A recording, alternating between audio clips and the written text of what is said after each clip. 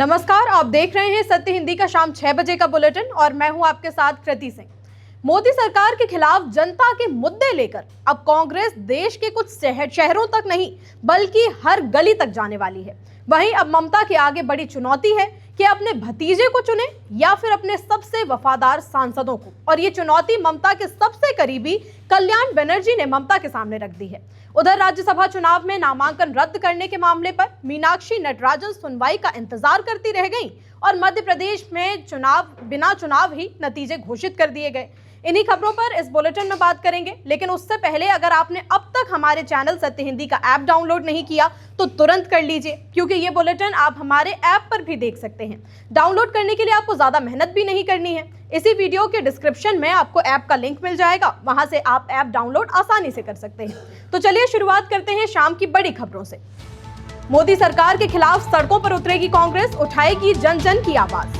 TMC में टूट, अब कल्याण बनर्जी भी नाराज, बोले दीदी मुझे या फिर अभिषेक को चुने। मीनाक्षी को फैसले का इंतजार। उधर मध्य प्रदेश में घोषित हुए राज्यसभा के नतीजे। सीबीएसई ओएसएम में खामियां हुई साबित, हैकर निसर्ग के दावों पर आईआईटी पैनल की मुहर। देश में बढ़ती महंगाई, बेरोजगारी, नीट परीक्षा विवाद और शिक्षा व्यवस्था को लेकर कांग्रेस अब बड़ा जन आंदोलन छेड़ने की तैयारी में है। कांग्रेस अध्यक्ष मल्लिकार्जुन खड़गे की अध्यक्षता में हुई अहम बैठक में पार्टी के शीर्ष नेताओं ने मौजूदा राजनीतिक हालात और जनता से जुड़े मुद्दों पर विस्तार से चर्चा की। बैठक के बाद कांग्रेस महासचिव केसी वेणुगोपाल ने बताया कि पार्टी जल्द ही देश भर में बड़े स्तर पर आंदोलन शुरू करेगी और कार्यकर्ताओं को सड़कों पर उतरकर जनता की आवाज उठाने की जिम्मेदारी दी जाएगी। उन्होंने आरोप लगाया कि सरकार महंगाई और आर्थिक संकट को लेकर कोई भी ठोस कदम नहीं उठा रही है। इसी वजह से कांग्रेस राष्ट्रीय स्तर से लेकर राज्य, जिला और ब्लॉक स्तर तक व्यापक अभियान चलाएगी। अगले कुछ दिनों में आंदोलन का विस्तृत कार्यक्रम भी घोषित कर दिया जाएगा। टीएमसी में टूट के बीच अब ममता बनर्जी को एक और बहुत बड़ा झटका लग गया है। ममता के सबसे करीबी माने जाने वाले टीएमसी सांसद कल्याण बनर्जी ने ममता को साफ साफ कह दिया कि दीदी को मुझ में और अभिषेक में से किसी एक को चुनना होगा। दरअसल विवाद की जड़ अभिषेक बनर्जी से जुड़े कथित फर्जी हस्ताक्षर मामले की सुनवाई है। इस मामले में कलकत्ता हाईकोर्ट में पार्टी की ओर से पैरवी कर रहे कल्याण बनर्जी ने खुद को केस से अलग कर लिया। उनका कहना है कि सीआईडी द्वारा अभिषेक बनर्जी के कार्यालय में की गई तलाशी के बाद उन्होंने अदालत में जल्द सुनवाई की मांग की थी और कोर्ट भी सुनवाई के लिए तैयार हो गया था, लेकिन इसके बावजूद देर रात उन्हें ये कहा गया कि अब आप नहीं बल्कि इस केस की जिम्मेदारी कोई और संभालेगा। कल्याण बनर्जी का कहना है कि इस पूरे घटनाक्रम से उनके सम्मान को ठेस पहुंची है। उनका मानना है कि जिस तरह से उन्हें दरकिनार किया गया वो स्वीकार्य नहीं है। इसी के बाद उन्होंने कहा कि मैं ममता दीदी के साथ तो हूं, मगर अब ममता दीदी को ये तय करना है कि क्या वो अपनी पार्टी को अभिषेक के बिना आगे नहीं ले जा सकेंगी, और अगर ऐसा है तो मैं इसमें शामिल नहीं रहूंगा। सिग्नेचर फर्जीवाड़ा मामले में टीएमसी सांसद अभिषेक बनर्जी को कलकत्ता हाईकोर्ट से फिलहाल के लिए बड़ी राहत मिल चुकी है। कलकत्ता हाईकोर्ट ने साफ कर दिया है कि अगले 3 हफ्तों तक जांच एजेंसी उनके खिलाफ कोई भी सख्त या फिर जबरन कार्रवाई नहीं कर पाएगी, और अगर सीआईडी को आगे किसी भी तरह की पूछताछ करनी होगी तो वो अभिषेक को कम से कम 24 घंटे पहले नोटिस देगी। हालांकि राहत के साथ साथ कोर्ट ने यह भी साफ कर दिया कि जांच प्रक्रिया जारी रहेगी और अभिषेक को जांच में पूरा सहयोग करना ही पड़ेगा। इसी मामले में कलकत्ता हाईकोर्ट के जस्टिस कौशिक चंदा ने अभिषेक बनर्जी को सीआईडी के समन का जवाब देने का निर्देश दिया है। अदालत के आदेश के मुताबिक अभिषेक बनर्जी को आज शाम सीआईडी दफ्तर पहुंचकर जांच अधिकारियों के सामने पेश होना होगा। कोर्ट ने माना कि जांच एजेंसी को मामले की तह तक जाने का पूरा अधिकार है, इसलिए समन को नजरअंदाज नहीं किया जा सकता। टीएमसी में जारी अंदरूनी खींचतान के बीच सांसद शत्रुघ्न सिन्हा ने साफ कर दिया कि वो पार्टी छोड़कर कहीं नहीं जा रहे और उनके बागी होने की खबरें पूरी तरह फर्जी हैं। उन्होंने स्पष्ट किया कि वो किसी भी परिस्थिति में ममता बनर्जी का साथ नहीं छोड़ेंगे। हाल ही में पीएम मोदी की तारीफ करने वाले उनके एक सोशल मीडिया पोस्ट के बाद उनके पार्टी बदलने की अटकलें तेज हो गई थी। सिन्हा ने कहा कि जब वो पटना से चुनाव हारकर राजनीतिक रूप से मुश्किल दौर में गुजर रहे थे, तब ममता बनर्जी ने उन पर भरोसा जताया और उन्हें आसनसोल से चुनाव लड़ाकर संसद पहुंचाया। उन्होंने खुलासा किया कि हाल ही में उन्हें बागी गुट में शामिल होने का न्योता भी मिला था, जिसे उन्होंने ठुकरा दिया है। शत्रुघ्न सिन्हा के मुताबिक मुश्किल समय में मदद करने वाले नेता का साथ छोड़ना उनके सिद्धांतों के खिलाफ है। टीएमसी में चल रहे विवादों के बीच उनका ये बयान ममता बनर्जी के लिए एक बड़ी राहत माना जा रहा है। मध्य प्रदेश में राज्यसभा चुनाव की सीटों पर कांग्रेस की मीनाक्षी नटराजन का नामांकन रद्द होने की वजह से नतीजे आने से पहले ही तीनों बीजेपी सांसदों ने जीत दर्ज कर ली है।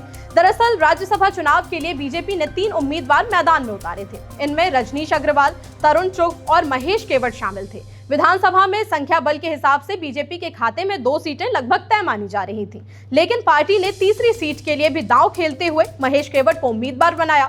इसी बीच कांग्रेस उम्मीदवार मीनाक्षी का नामांकन रद्द हो गया। इस वजह से महेश केवट की जीत का रास्ता पूरी तरह खुल गया और वो भी निर्विरोध निर्वाचित घोषित कर दिए गए।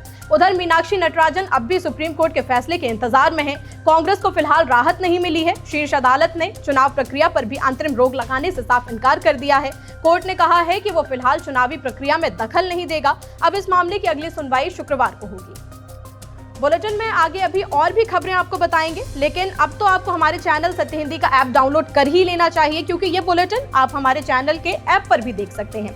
इसलिए वीडियो के डिस्क्रिप्शन में जाइए, ऐप के लिंक पर क्लिक कीजिए और डाउनलोड कर लीजिए। चलिए आइए अब देखते हैं कुछ और भी खबरें। पीएम ने ट्रंप को कहा थैंक यू, केजरीवाल ने घेर लिया। सीबीएसई ओएसएम सिस्टम में खामियां, आईआईटी पैनल का दावा। ओमान तट पर अमेरिकी हमले में 3 भारतीय नाविकों की मौत। अमेरिका ईरान तनाव के बीच चीन ने युद्ध रोकने के लिए कहा। आम आदमी पार्टी के राष्ट्रीय संयोजक अरविंद केजरीवाल ने प्रधानमंत्री नरेंद्र मोदी द्वारा अमेरिकी राष्ट्रपति डोनाल्ड ट्रंप को धन्यवाद देने वाले सोशल मीडिया पोस्ट पर तीखा हमला बोला। केजरीवाल ने सवाल उठाया कि आखिर प्रधानमंत्री ट्रंप को किस बात के लिए धन्यवाद दे रहे हैं। केजरीवाल ने आरोप लगाया कि भारत के हितों और सुरक्षा की रक्षा को लेकर केंद्र सरकार और अपेक्षित मजबूती नहीं दिखा पाई है। उन्होंने जोर देकर कहा कि देश की संप्रभुता, सम्मान और राष्ट्रीय हित किसी भी विदेशी रिश्ते से ऊपर होने चाहिए। भारत को एक ऐसे मजबूत नेतृत्व की जरूरत है जो किसी भी विदेशी नेता को देश के स्वाभिमान या भारतीय नागरिकों की सुरक्षा से समझौता करने की अनुमति ना दे। ये पूरा विवाद तब शुरू हुआ जब राष्ट्रपति ट्रंप ने पीएम मोदी को शुभकामनाएं दी थी, जिसके जवाब में पीएम मोदी ने भारत अमेरिका रणनीति साझेदारी को मजबूत करने की प्रतिबद्धता जताते हुए उन्हें धन्यवाद दिया। फिलहाल इस मुद्दे पर बीजेपी की ओर से कोई आधिकारिक प्रतिक्रिया नहीं आई है। ओएसएम पोर्टल में खामियों को लेकर एथिकल हैकर निसर्ग ने जो दावे किए थे वो एकदम सही साबित हुए हैं। आईआईटी पैनल की जांच में ये सामने आया है कि ओएसएम पोर्टल की सुरक्षा और कार्यप्रणाली की शुरुआत में गहन जांच नहीं हो पाई थी। इसी वजह से सिस्टम में कई गंभीर खामियां रह गईं, जो सामान्य ऑडिट में पकड़ भी नहीं आई। दरअसल सीबीएसई रिजल्ट विवाद के बाद आईआईटी मद्रास और आईआईटी कानपुर के विशेषज्ञों ने इस पूरे पोर्टल की जांच की। जांच में निसर्ग के दावे सच साबित हुए। पोर्टल में ओटीपी बाईपास करने और एक मास्टर पासवर्ड से एग्जामिनर अकाउंट और कॉपियों तक पहुंच बनाने जैसे गंभीर कमजोरियां मौजूद थीं। हालांकि इस पैनल ने यह भी दावा किया कि छात्रों का अभी कोई भी डेटा लीक या फिर दुरुपयोग नहीं हुआ है, लेकिन सिफारिश की गई है कि भविष्य में ऐसे प्लेटफॉर्म के लिए एडवांस साइबर सुरक्षा जांच अनिवार्य की जाए और डेटा पर पूरा नियंत्रण हमेशा सीबीएसई के पास ही रहे। राम मंदिर दान विवाद पर पूर्व सांसद बृजभूषण का चौंकाने वाला बयान आया है। उन्होंने कहा कि मैं बहुत कमजोर आदमी हूं, इस मुद्दे पर मैं सत्य बोल दूंगा तो बहुत परेशानी में आ जाऊंगा। वो बहुत बड़े लोग हैं। फिलहाल इस मुद्दे पर सत्य बोलने की हिम्मत मेरे अंदर नहीं है, लेकिन जब समय आएगा तो इसे पूरे मुद्दे पर मैं सच जरूर बोलूंगा। दूसरी तरफ बीजेपी के ही नेता डॉक्टर रजनीश सिंह ने इसकी जांच मांगी है। उन्होंने पीएम मोदी को पत्र लिखकर सीबीआई या ईडी से जांच कराने के लिए कहा। उनका मानना है कि करोड़ों भक्तों की आस्था के साथ खिलवाड़ नहीं होना चाहिए। अब इस बयान के बाद सियासी गलियारों में तरह तरह की चर्चाएं शुरू हो चुकी हैं। ओमान तट पर अमेरिकी हमले में 3 भारतीय नाविकों की दुखद मौत हो गई। ये हादसा तब हुआ जब अमेरिकी सेना ने सेटेबेलो नामक तेल टैंकर पर हमला कर दिया। इस जहाज पर कुल 24 भारतीय सवार थे जो ईरान से तेल ले जाने की कोशिश कर रहे थे। अमेरिका का आरोप है कि जहाज उनकी समुद्री नाकेबंदी का उल्लंघन कर रहा था। इसी वजह से अमेरिकी युद्धक विमान ने जहाज पर सटीक हमला किया और उसे निशाना बनाया। हमले के बाद जहाज के इंजन रूम में भीषण आग लग गई थी। भारत ने इस घटना पर गहरी नाराजगी जताई है और कड़ा विरोध भी दर्ज कराया है। विदेश मंत्रालय ने अमेरिकी दूतावास के वरिष्ठ अधिकारी को बुलाकर अपनी चिंता साफ साफ बता दी। साथ ही भारत ने तनाव कम करने और समुद्री रास्तों को सुरक्षित करने की मांग की है।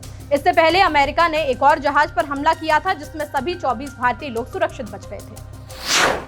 मध्य पूर्व में बढ़ते तनाव के बीच चीन ने सभी पक्षों से तुरंत सैन्य कार्रवाई रोकने और बातचीत की मेज पर वापस लौटने की अपील की है।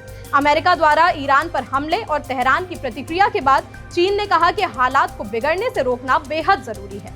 चीन के विदेश मंत्रालय के प्रवक्ता लिन जियान ने जोर देकर कहा कि क्षेत्र में शांति बहाली के लिए जारी मध्यस्थता प्रयासों का सम्मान होना चाहिए और जल्द से जल्द स्थायी संघर्ष विराम किया जाना चाहिए। चीन का मानना है कि मध्य पूर्व के देशों की सुरक्षा और संप्रभुता का सम्मान किए बिना किसी भी संकट का समाधान संभव नहीं होगा। फिलहाल शाम 6 बजे के बुलेटिन में इतना ही। रात 8 बजे फिर होगी मुलाकात नई खबरों के साथ। नमस्कार।